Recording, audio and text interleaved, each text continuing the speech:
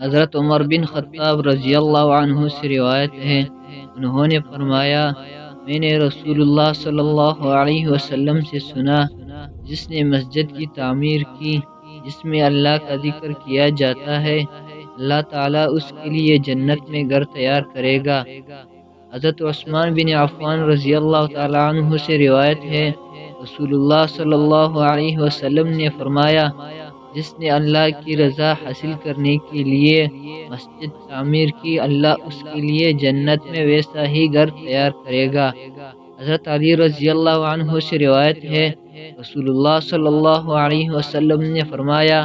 جس نے اپنے مال سے اللہ کے لیے مسجد تعمیر کی، اللہ تعالیٰ اس کے لیے جنت میں گھر تیار کرے گا۔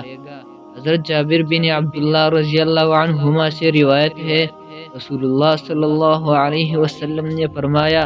جس نے اللہ کے لیے قطعات کے گھونسلے جتنی یا اس سے بھی چھوٹی مسجد بنائی، اللہ تعالیٰ اس کے لیے جنت میں گھر تیار کرے گا۔